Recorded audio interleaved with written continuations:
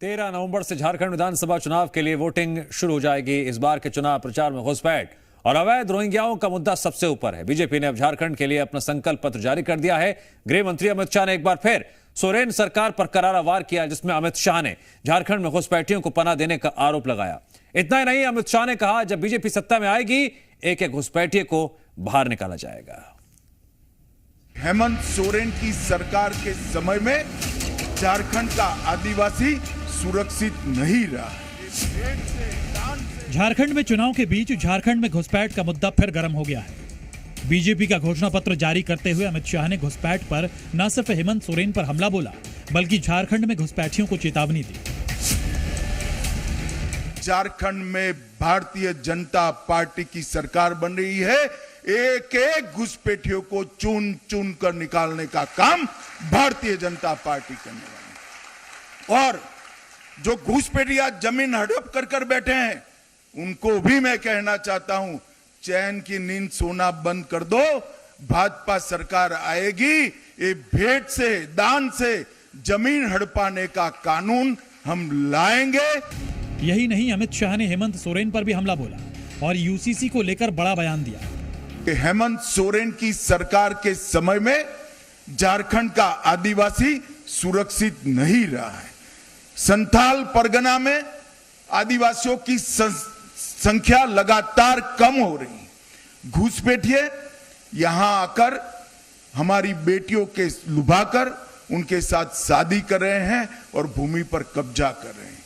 ये समस्या अगर समय रहते रोकी नहीं जाती तो ना झारखंड की संस्कृति बचेगी, ना झारखंड की रोजगारी बचेगी, ना झारखंड की भूमि बचेगी।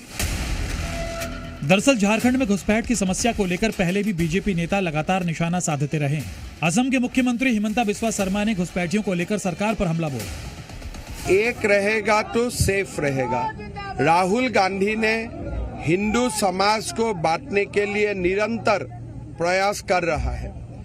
झारखंड में घुसपैठिया आते हैं, हमारे आदिवासी समाज, हिंदू समाज का अस्मिता को खतरा में पहुंचा दिया है। इस समय है एक रहने का। फिर केंद्रीय मंत्री गिरिराज सिंह ने भी बांग्लादेशी और रोहिंग्या के मुद्दे पर हेमंत सोरेन और राहुल गांधी को घेरा। झारखंड को तो पूरे बांग्लादेशी और रोहिंग्या के हवाले हेमंत सोरेन कर दिए हैं। और अब गृह मंत्री अमित शाह ने झारखंड फतेह के लिए बेटी, रोटी और माटी की सुरक्षा का वादा किया। 25 गारंटियों के साथ महिला, युवा और आदिवासियों के लिए घोषणाएं की। महिलाओं के लिए दीदी योजना के तहत 2100 रुपए महीना, 500 रुपए में एलपीजी सिलेंडर, साथ ही साल में 2 सिलेंडर मुफ्त और 300 यूनिट तक फ्री बिजली की घोषणा की गई। युवाओं के लिए 2,87,000 सरकारी नौकरी की गारंटी, 5 लाख युवाओं को रोजगार, अग्निवीर जवानों को सरकारी नौकरी का भी ऐलान हुआ। 1 लाख युवाओं को 2,000 रुपए के हिसाब से साथी भत्ता।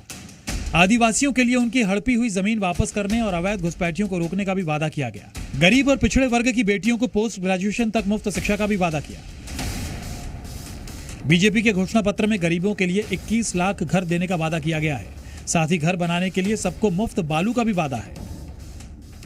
हालांकि जेएमएम के नेता बीजेपी के घोषणा पत्र को झूठ बता रहे हैं।